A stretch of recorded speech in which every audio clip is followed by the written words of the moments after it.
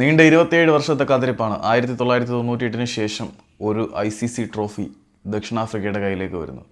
ICC major event south ആഫ്രിക്കയുടെ കയ്യിലേക്ക് വരുന്നത് ഇതാദ്യമാണ് എന്ന് പറയാം. വേൾഡ് കപ്പിനോളം തന്നെ അല്ലെങ്കിൽ വേൾഡ് കപ്പിനേക്കാൾ മൂല്യമുള്ള ഒരു ട്രോഫിയാണ് ബാവമ എന്ന് പറയുന്ന ക്യാപ്റ്റൻ എന്ന് ഏറ്റുവാങ്ങിയത്. ഏതായാലും 2025 ട്രോഫിയാൽ കന്യകന്മാരായവരുടെ കന്യകാത്വത്തിനെ നശിപ്പിക്കുന്ന ഒരു വർഷമായിട്ട് വേണം വിലയിരുത്തപ്പെടാൻ. കാരണം RCB, PSG, സൗത്ത് ആഫ്രിക്ക ഫുട്ബോളിൽ 1-2 ക്ലബ്ബുകളും കൂടി അങ്ങനെ കാത്തിരിപ്പിന് ശേഷം അല്ലെങ്കിൽ ഒരിക്കലും കിട്ടാത്ത കന്നിക്കിരീടം അണിഞ്ഞ ഒരു വർഷമാണ് 2025. കേരള ബ്ലാസ്റ്റേഴ്സ് കൂടെ അതിൻ്റെ കൂട്ടത്തിലേക്കെങ്ങാനും വന്നിരുന്നെങ്കിൽ കൊള്ളാമായിരുന്നു എന്ന് പ്രതീക്ഷിക്കാം. അത്ഭുതങ്ങൾ, പ്രതീക്ഷകൾ എല്ലാം നിറവേറ്റുന്ന 2025 ബ്ലാസ്റ്റേഴ്സിനും അത്തരത്തിലൊരു ഭാഗ്യം കൊടുത്തേക്കാം. നമ്മളൊക്കെ കൈവിട്ട് കളഞ്ഞ ഭാഗ്യങ്ങളൊക്കെ തിരിച്ചു കിട്ടുമോ? കോപ്പ് കിട്ടും, അതുപോട്ടെ.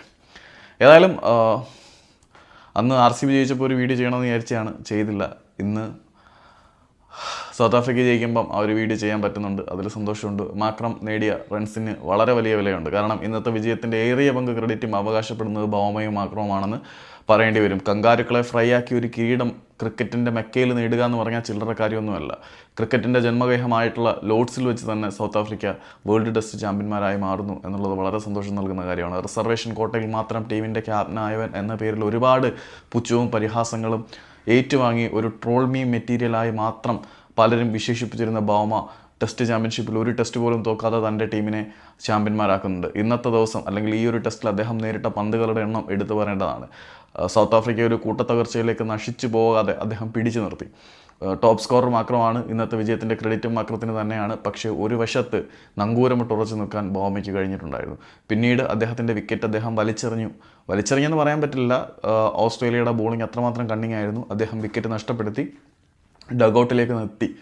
അവിടെ ഇരുന്നപ്പോഴും അദ്ദേഹത്തിൻ്റെ മുഖം ശാന്തമായിരുന്നു. കാരണം വിജയം ഉറപ്പിച്ചു എന്നുള്ള ആ ഒരു സ്ഥൈര്യം അദ്ദേഹത്തിൻ്റെ മുഖത്ത് കാണുമായിരുന്നു. പക്ഷേ സൗത്ത് ആഫ്രിക്കയെ ആരാധിക്കുന്ന, സൗത്ത് ആഫ്രിക്ക വിജയിക്കണമെന്ന് ആഗ്രഹിക്കുന്ന നമുക്കെല്ലാവർക്കും അവർ വിജയത്തിന് തൊട്ടടുത്തെത്തിയപ്പോൾ പോലും ടെൻഷനായിരുന്നു. കാരണം ഈ ചോക്കസ് ഇനിയും കോമാളികളാകുമോ എന്ന് അറിയാൻ കാത്തിരുന്നതാണ്. കാരണം ഒരുപാട് തവണ കപ്പിനും ചുണ്ടിനും ഇടയിൽ വെച്ച് നഷ്ടപ്പെട്ടു പോയ ആ ഒരു കിരീടം, വിശ്വകിരീടത്തിനേക്കാൾ വിലപിടിപ്പുള്ള, ലോക ക്രിക്കറ്റിൽ ഏറ്റവും പരമോന്നതമെന്ന് വിശേഷിപ്പിക്കാൻ കഴിയുന്ന ആ ഒരു ടെസ്റ്റ് ചാമ്പ്യൻഷിപ്പ് സൗത്ത് ആഫ്രിക്കയ്ക്ക് കിട്ടിയിട്ടുണ്ട്.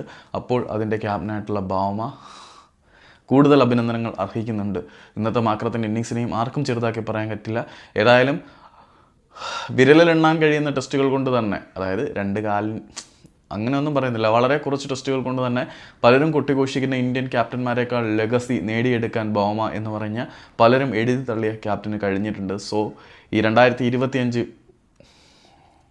അവസാനിപ്പിക്കുന്ന, ബാക്കി വെക്കുന്ന അത്ഭുതങ്ങളുടെ അക്ഷയഖനികൾ ഇനിയും ഒരുപാട് തുറക്കാനുണ്ട് എന്ന് പ്രത്യാശിക്കാം.